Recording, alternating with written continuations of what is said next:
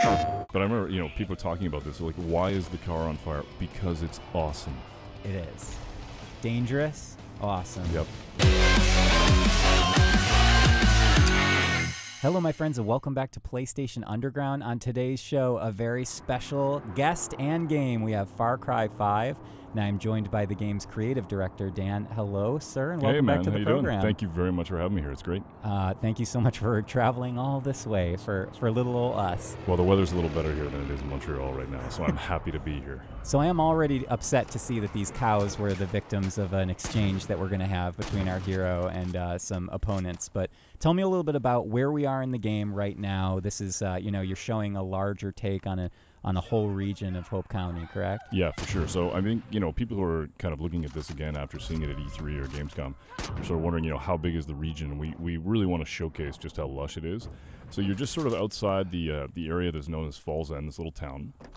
And we've got you sort of being able to bomb around and do stuff. And obviously the cult is out there, and you got to be careful. But we wanted to be able to surround the world with tons of stuff that you'd normally see. Cars, different vehicles you could pick up.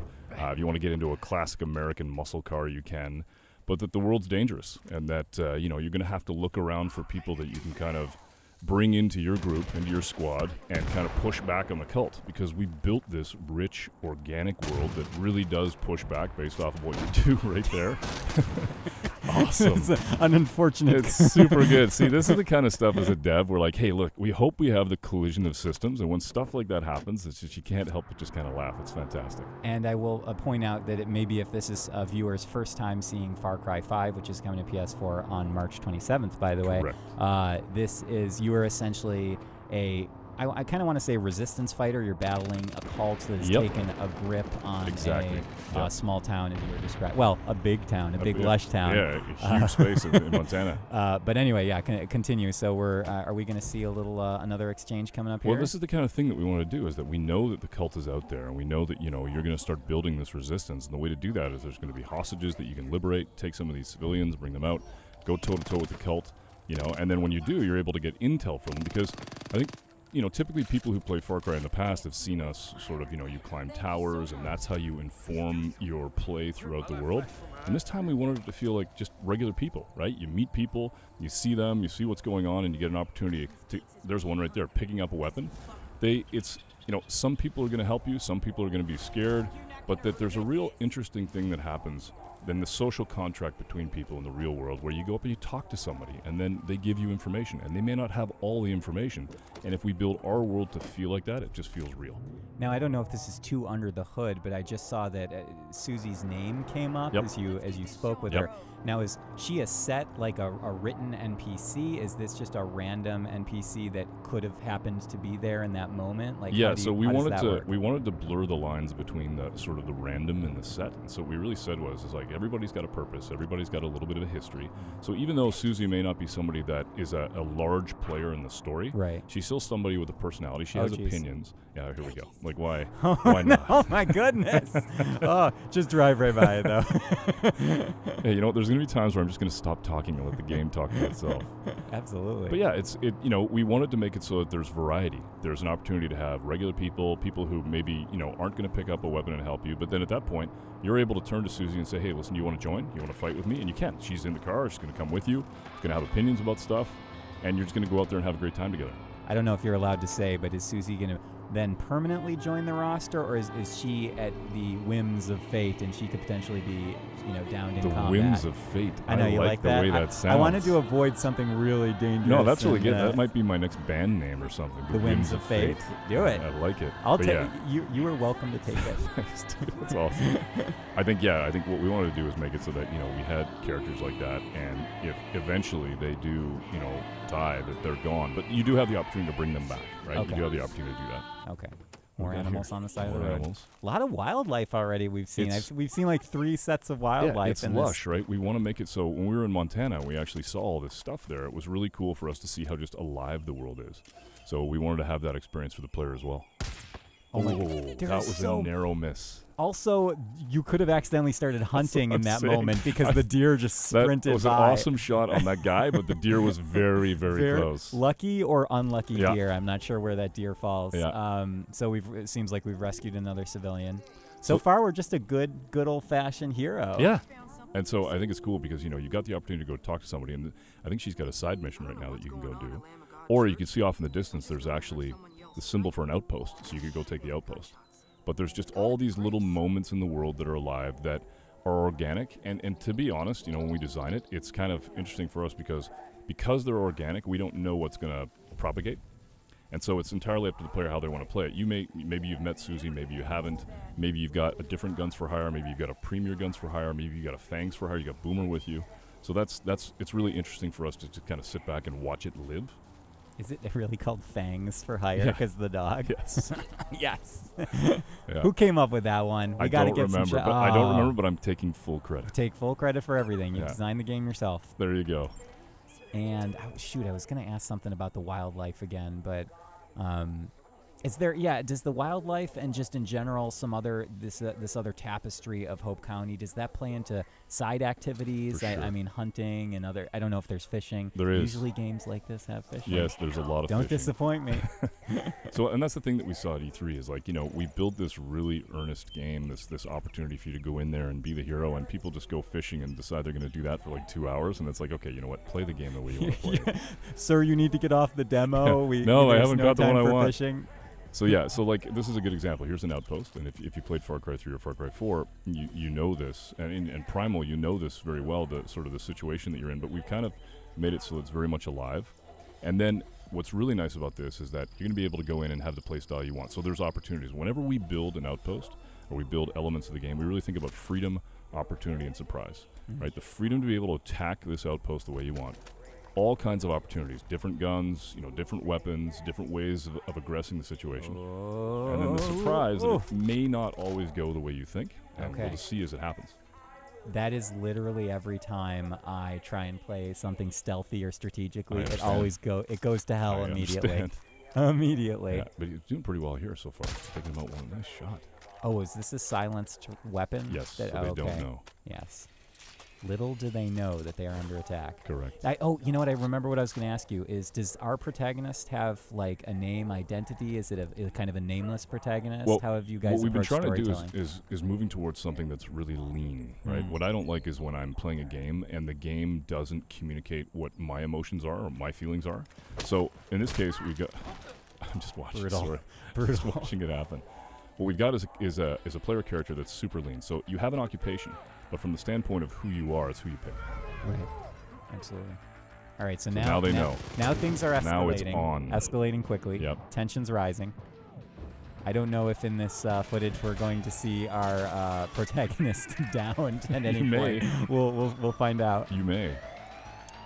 See, this must be really fun for level designers, having these little pockets of indoor space mixed in with the huge sprawling outdoors. Because that creates little, interesting points of cover and wrinkles to that combat. The thing that's interesting is that as you're building this stuff, a lot of the designers, you're looking at the distance from the road. Everybody kind of, that's the challenge of building something that people feel like they know. I think one of the challenges of coming to the States is that people just understand how long a driveway should be, what feels right, Okay, true. Yeah. As opposed to other Far Cries, which featured more, let's say, exotic locations for an American audience. Right. But here, it's like, this is very familiar. Yeah, to people. a door should be a certain size. Right. The steps should be. There should be even branding. The world is just filled with branding.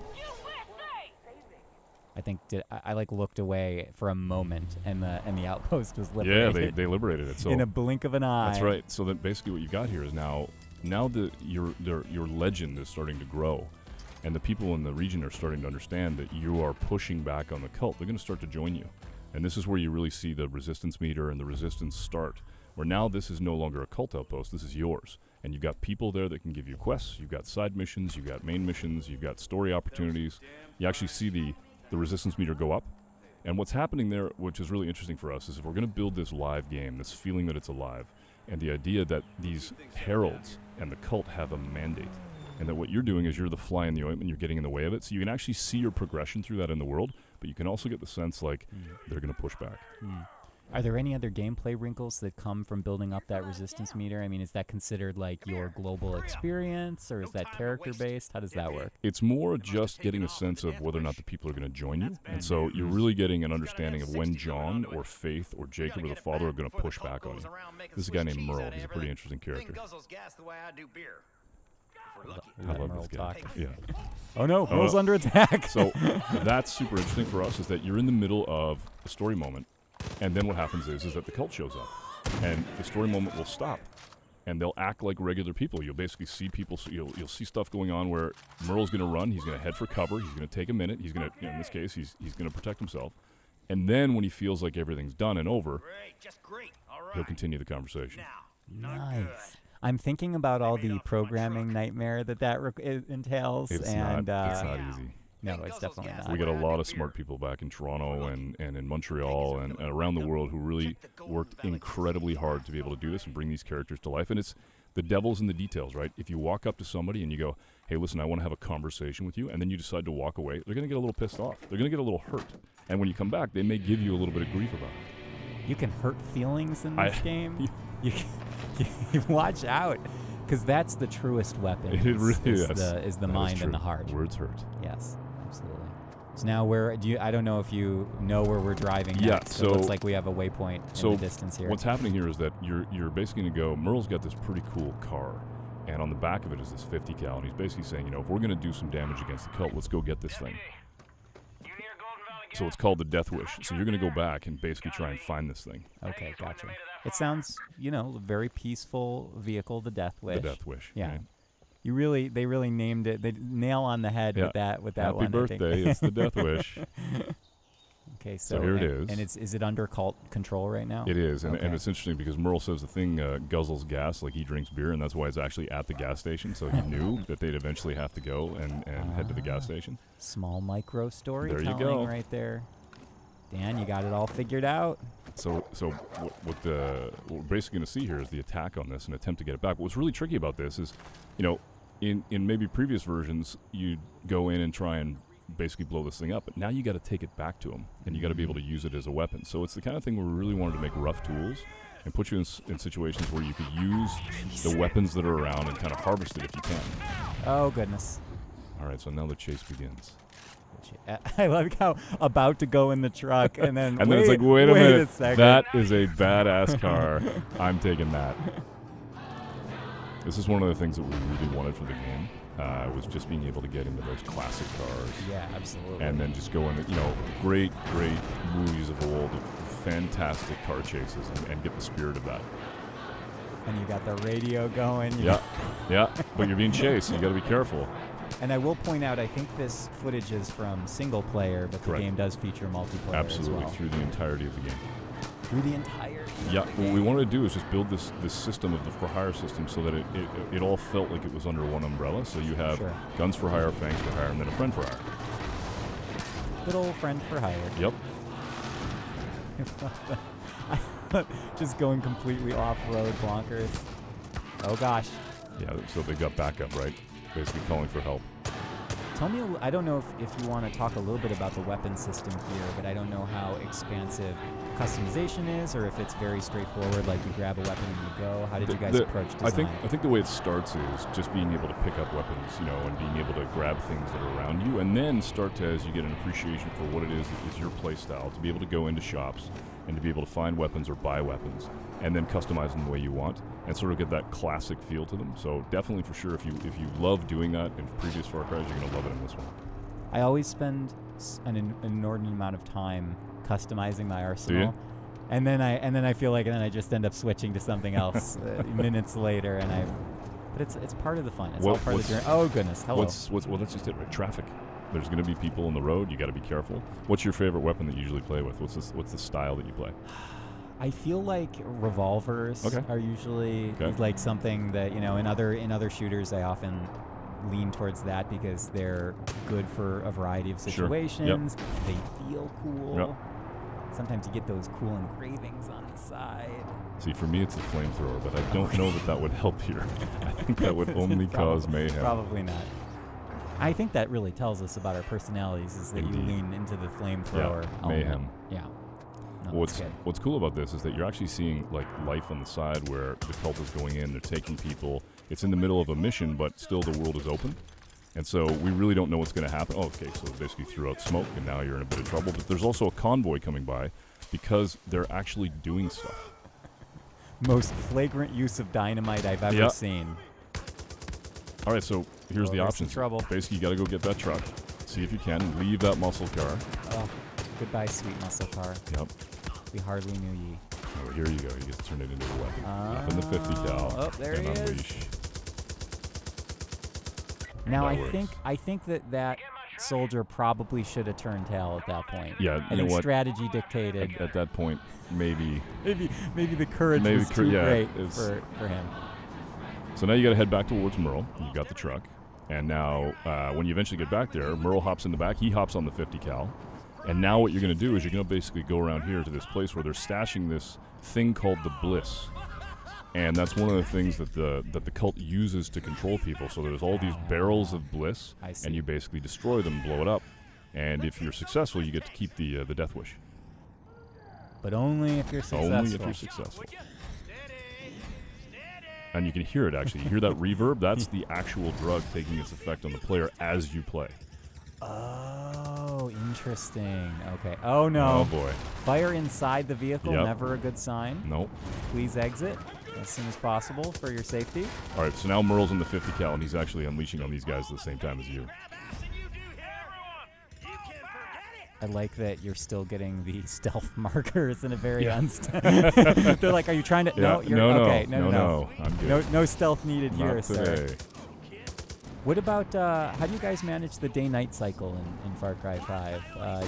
Is it dynamic? Is it something that's set? Does it depend on story missions? There's definitely moments in the game where we wanted you to be able to experience a certain time of day, but for the most part, it's pretty organic, right? It manages it the way that you would expect it to. So you just completed the death wish, and now you can go and repair if you want, or you can go talk to Merle, or you can even go in and buy a new vehicle. Entirely up to you. You just drive that one straight off a cliff. Yeah, and then Who you go needs back. the death but wish? once you find it, it's yours because that's what you want right now. We're headed to something a little bit more interesting. This is a little. This wasn't interesting. Well, already? the last one was interesting, but this. Well, I think you'll see what I mean. This is Clutch Nixon, the greatest stuntman ever to come out of Hope Valley. Oh my goodness! So it's. Yeah, I just want to hear this. So now, what we really wanted was, whenever time you go to a place and you sit in a bar and you hear about these stories of the local legends. The local legends. Yeah. We really wanted one, so we built one, and you get to play the memories of his greatest achievements as a stuntman. And they're just awesome. They're just out of control. They're just ridiculously amazing. The car's on fire. You're actually kind of in the past right now. Yes. Okay. Yeah. You're living sort of the best of his adventures and seeing if you can really beat his. And you can actually hear like the sportscaster talking about your feats and how you're doing. Dan, are you saying that I can change the past by reliving the life of Clutch Nixon? I don't know if you could do that. Aren't we writing the past in this moment? You might be. Oh, you goodness. Might be. But I remember, recovery. People talking about this. So like, why is the car on fire? Because it's awesome. It is. Dangerous. Awesome. Yep. On fire still. That car must feel like an oven. Yep. Correct. Love the music. Yeah, it's got to have a little bit of rock in there. Yeah. You guys always have fun with music in really these games, don't you? We really do. I think we spoke about that before, is Yep. that especially with this game, you're tapping into almost a completely different musical tapestry For sure. compared to the other Far Cry games. And I think the thing, too, is that we really tried to make it so that each region is different. So as you traverse through the world... Yeah, here you go. Big jump. Yeah. There you go. The big And finish. into the water. He survives that, right? He survives Was everything. Okay. He's Clutch Nixon. Okay. Well, showed me. Yep. So yeah, the music is just such a big part. I mean, it's part of what brings the charm. It's a huge component of emotion and whether or not you feel that in the game and how you. And we just put these sort of in the world so that you can experience it. And that's the thing about the game is that we built this game. We definitely have a story that has earnest moments in it. We definitely have moments of huge pushback on the cult, but we also recognize that just because we're thinking that the game is played a certain way is not the way that people will play it. And what we want to be able to do is build a world that's organic and allows the player to go in every direction get any vehicle that they want, be able to basically play the game and author the experience the way they want, and then go off and basically, it's not predictive. We want them to just go and play. I think that's one of the most fascinating things about open world design to me as someone from the outside. Okay, something is afoot. So somebody, they just, basically if you go into the map and you're able to go over a couple of key locations, what you actually hear is people who are in trouble, and they're basically calling you over the radio. And so I think this heads towards Boomer. You think? We're not sure. Pretty sure to be confirmed shortly. Yes. Like the little nav points. That's super cool. I wish that today's GPS could provide that level of precision. Yeah, you're driving a car that's, rear-wheel drive, pretty slick, got racing slicks on it, but you got this amazing GPS. But it's, it's important that if we build a world where if the player really wants to go and do something, we give them the opportunity to know where to go and what to do, and to just play into the game. You could easily get lost in a big open world like this. So. Oh goodness! Hello. Here they come. They're really not following the rules of the road, are they? No, they're not. Oh, just missed. Oh my God! Look at that swerve.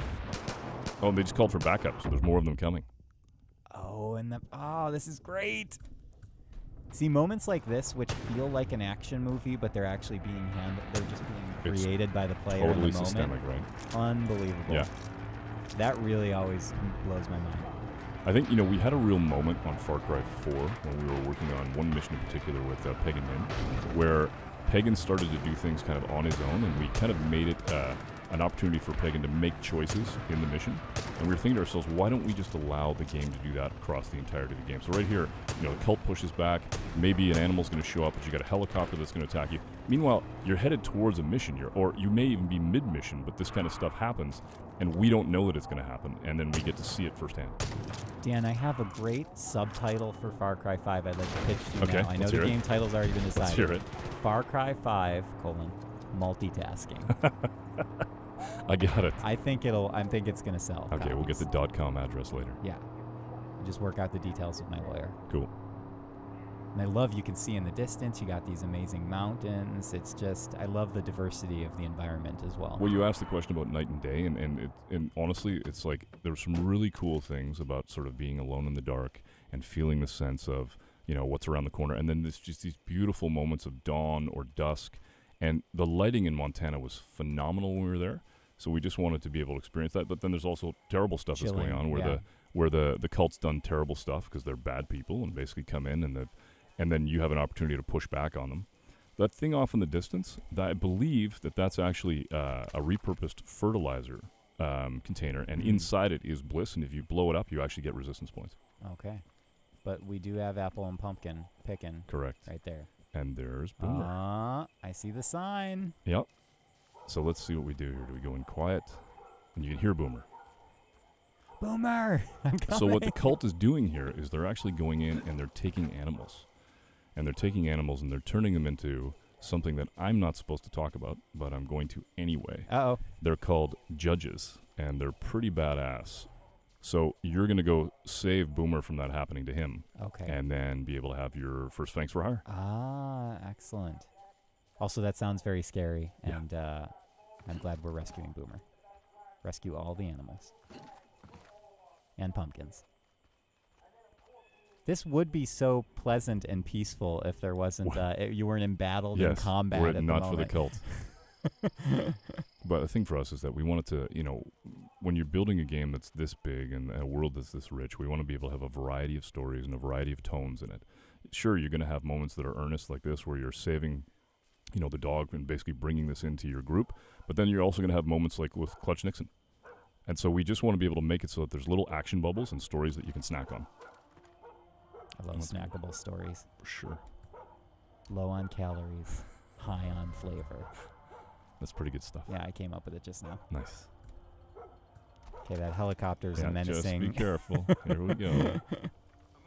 I love the lighting that we're playing with here. We're kind of going up on stealth. The art team has done a fantastic job. There's Boomer. Let's see if we Leave can him get alone! Oh my goodness! So here we go. It's on. Okay. Oh jeez. Knife kill. Yep. Brutal. Now they called for backup. That's what they do. So basically, all right. So you've got him, and now Boomer's out, and he can hold his own. Go Boomer! Does Boomer come with like a jetpack or a rocket launcher? No, strapped to his- Boomer's awesome, Okay. just the way he is. Just the- He's super good. So they did call for backup. So Boomer's available now as a Fangs for Hire, but you got to go actually enlist him. Okay. But he's going to Boomer's do doing some his own damage. work. He can do some damage. He can hold his own. Support your local farmer. So now, Oh my gosh. Yeah. Pat, well, the here's most thing. important sub-command. Those are Boomer's former owners, so he's pretty upset about it, right? no. So there's a story to be told here. We really just tried to put little stories in that you could just take a minute and drink that in. And now you can go up and basically pet him, and he's yours. Definitely a somber moment in a game that has a high emotional range. Ladies and gentlemen, that was Far Cry 5, which is coming to PS4 March 27th. Dan, such a pleasure to have you as always. Thank you for your so much. commentary. It was great. Awesome. Final thoughts for your for the audience? I just hope they love it. We really are trying to build something that and have built something where the players get to tell their stories, and we can't wait to hear them. Great. Thank you, Dan. Thank you.